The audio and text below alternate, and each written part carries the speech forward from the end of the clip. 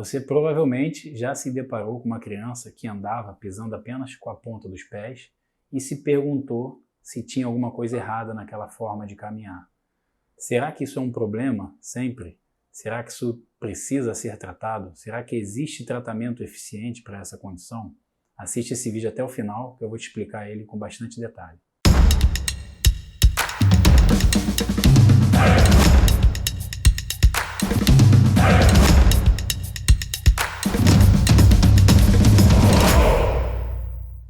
Andar na ponta do pé significa que durante a caminhada não estamos apoiando o calcanhar, que a gente chama de retropé, no solo. Apenas a parte da frente do pé toca ao solo durante essa marcha. Em algumas ocasiões, isso pode ser considerado um desenvolvimento normal da criança, mas quando não há nenhum problema de saúde associado, essa condição se resolve espontaneamente, normalmente até os 6, 7 anos de idade. Caso isso não aconteça até esse período, pode sim ser considerado um transtorno que precisa de atenção. Para algumas famílias, isso é apenas uma condição estética que chama atenção porque incomoda os olhos dos parentes de quem cuida da criança. Em contrapartida, em algumas ocasiões, isso pode estar associado a alguns transtornos do desenvolvimento, do deslocamento, que atrapalha a criança a se locomover da maneira que deve, associado à dor e outras condições motoras. Algumas vezes, isso é apenas um hábito que a criança tem de caminhar sem encostar o calcanhar, o retropé no chão, mas que quando solicitado, quando a gente pede para que ela ande da maneira adequada, ela é capaz de encostar o retropé no chão, de pisar com o calcanhar e andar de uma maneira considerada normal. Embora a maioria dessas crianças sejam saudáveis, sem nenhum problema de saúde, é muito importante que todas elas sejam avaliadas, sejam examinadas individualmente. Porque em algumas condições existem patologias estruturais associadas, como o encurtamento do tendão de Aquiles, por exemplo. Em outras circunstâncias, o paciente pode estar andando na ponta dos pés para compensar um encurtamento daquele membro. Algumas doenças neurológicas podem estar associadas também, como o transtorno do espectro autista, doenças neurológicas como paralisia cerebral, miodistrofias, e por conta disso, cada uma deve ser analisada em busca da causa daquela condição. Aproximadamente 2% das crianças até 5 anos e meio de idade apresentam uma marcha na ponta dos pés. As crianças que não têm nenhum atraso no desenvolvimento, que têm todo o resto da sua avaliação absolutamente normal. Em contrapartida, quando a gente isola esse grupo em pacientes que apresentam algum atraso no desenvolvimento neuromotor, alguma doença neurológica associada, mais de 40% delas apresentam essa marcha na ponta dos pés. Ou seja, existe uma forte associação com condições neurológicas. Por isso é muito importante que a gente avalie isso. Na maioria das vezes, essas crianças são trazidas para nós, para serem avaliadas, já no primeiro ano de vida.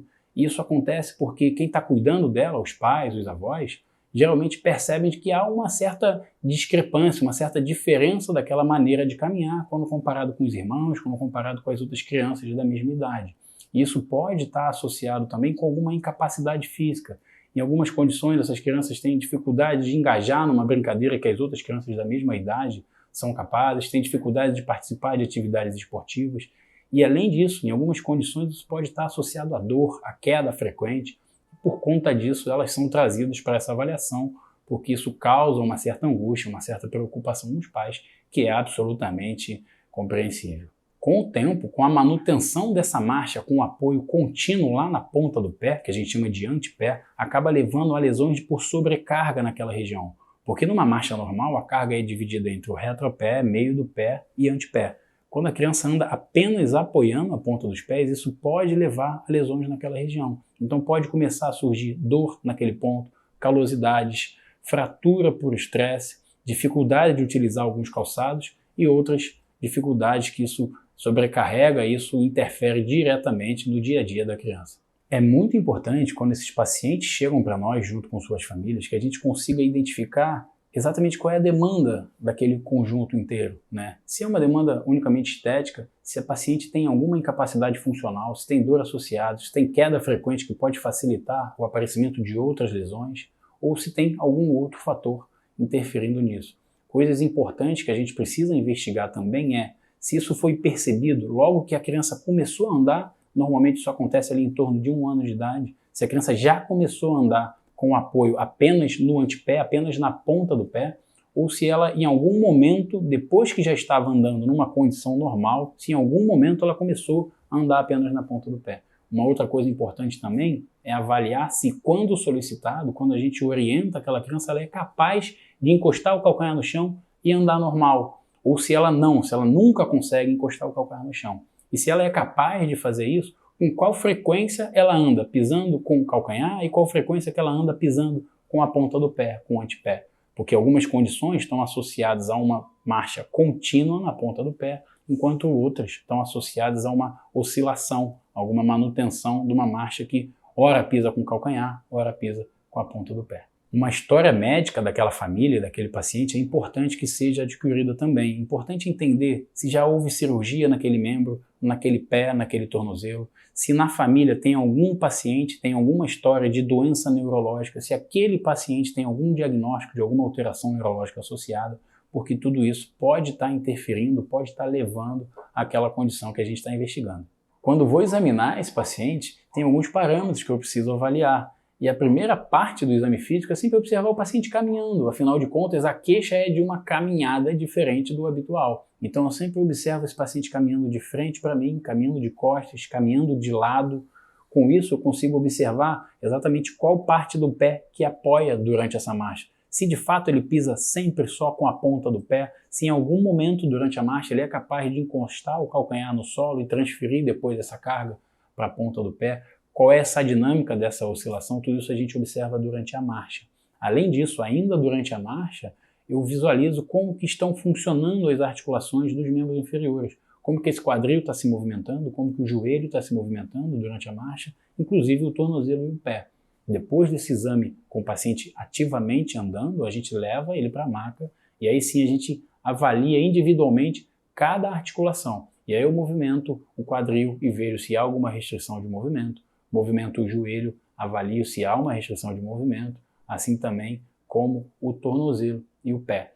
Passo importante desse exame é a gente perceber como é que esse movimento está acontecendo no tornozelo. Se o paciente tem uma restrição do que a gente chama de dorsiflexão, que é colocar o tornozelo para cima, que é subir o pé. Quando há uma restrição dessa dorsiflexão, pode significar que o paciente tem encurtamento do tendão de Aquiles, que é uma das causas dessa marcha na ponta do pé. E isso a gente precisa necessariamente abordar durante o nosso tratamento. Um outro ponto-chave do exame é que a gente consiga realizar um exame neurológico completo. Importante avaliar a sensibilidade, contratilidade muscular, os reflexos tendinosos, porque com isso a gente consegue indicar e suspeitar a presença de algumas lesões neurológicas que podem estar causando aquela condição. Dificilmente a gente precisa fazer algum exame de imagem direcionado diretamente ao pé e ao tornozelo, como raio-x, tomografia e ressonância magnética, salvo em condições onde a gente encontra uma rigidez absoluta daquela articulação. E aí o exame de imagem pode nos ajudar a esclarecer a causa daquela rigidez articular. Eletroneuromiografia dos membros inferiores, tomografia computadorizada e ressonância magnética do crânio e da coluna vertebral também podem ajudar em algumas condições a fazer o diagnóstico de condições neurológicas que podem estar associadas, mas nem sempre são fundamentais. Além disso, um exame formal da marcha, que é um exame que a gente faz com o paciente sendo filmado durante a sua caminhada, também pode ajudar a gente identificar se tem algumas condições neuromusculares que estão causando aquela marcha, característica como a paralisia cerebral, por exemplo. Em relação ao tratamento, existem várias formas de tratar essa alteração. Em algumas ocasiões, a gente nem precisa realizar um tratamento, e isso normalmente acontece em pacientes abaixo de 5 anos, em que quando a gente examina, a gente percebe que há uma mobilidade preservada do tornozelo. Nesses casos, a gente pode apenas observar esse paciente até que ele alcance 5 anos, por exemplo, porque é esperado que haja uma resolução espontânea desse caso, sem nenhum tratamento direto.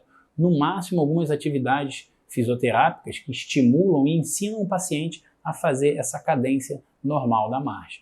Em pacientes acima de 5 anos, aí a gente já não tem mais essa expectativa que isso possa se resolver espontaneamente. E aí a gente lança a mão das várias formas de tratar. Em algumas ocasiões, a gente vai fazer uso da fisioterapia ativamente para ganhar amplitude de movimento daquela articulação do tornozelo, para alongamento do tendão de Aquiles quando ele está encurtado.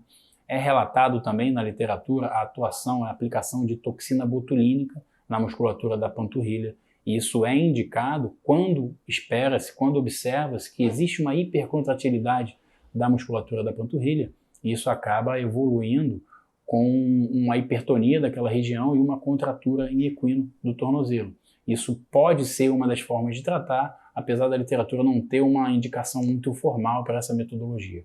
É relatado também manipulações seriadas daquele tornozelo, forçando cada vez mais esse tornozelo em dorsiflexão, seguido de imobilização com gesso. O gesso tem a função de permitindo que esse tendão e essa articulação vá se acomodando cada vez mais numa posição de dorsiflexão, ou seja, ponta do pé para cima, para permitir que o paciente vá aprendendo a caminhar com o gesso, apoiando o calcanhar no chão.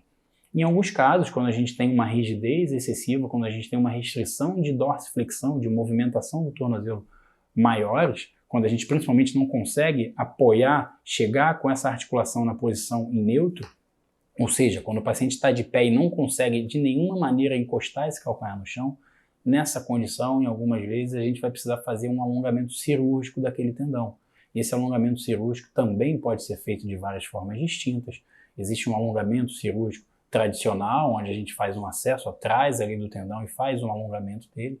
E de forma mais moderna, de uma forma mais avançada, a gente já consegue fazer isso através de vídeo, visualizando através de uma câmera uma pequena incisão ali em cima do tendão de Aquiles. A gente faz a liberação desse tendão e consegue ir manipulando esse tornozelo para ele alcançar o posicionamento que a gente precisa e com isso restabelecer a marcha desse paciente. Como a gente conversou anteriormente, essa é uma condição que está muito fortemente associada a pacientes com transtorno do espectro autista. E esses pacientes a gente trata um capítulo à parte. Apesar do tratamento ser semelhante aos demais, a gente tem que fazer algumas adaptações. Por quê? Esses pacientes têm questões sensoriais muito importantes, esses pacientes têm déficits cognitivos em algumas ocasiões importantes. Isso faz com que haja uma dificuldade maior de aceitação de algumas metodologias de tratamento por parte deles, né? Então, dificilmente esses pacientes aceitam a utilização de gesso no pé, dificilmente eles aceitam a utilização de órteses que mobilizam o pé na posição que a gente precisa. E em algumas ocasiões, mesmo quando a gente consegue fazer esse tratamento, como há um estímulo neurológico, uma sensação diferente daquele paciente, ele tem um hábito muito forte de fazer essa marcha na ponta do pé. Isso favorece a recidiva da deformidade, isso favorece com que haja um retorno àquela condição prévia. O que a gente faz com isso? Na maioria das vezes, quando essa marcha na ponta dos pés não é acompanhada de dor, não é acompanhada de um déficit funcional importante, não é acompanhada de quedas frequentes, a gente simplesmente observa esse paciente e deixa ele viver uma vida o mais normal possível, sem tentar interferir demais naquela rotina. Quando isso não é possível, quando o paciente tem dor e tem dificuldades no seu deslocamento, dificuldade na sua forma de se adaptar aos diversos estímulos, aí a gente lança a mão de um tratamento cirúrgico mais definitivo. E nesse pós-operatório a gente tem que lançar todas as tentativas possíveis para que ele seja mantido numa órtese, numa imobilização com gesso por mais ou menos 6 semanas do pós-operatório, mas que nessa condição a gente consegue muitas vezes aí devolver uma anatomia normal e que esse paciente tenha uma marcha melhor do que tinha previamente.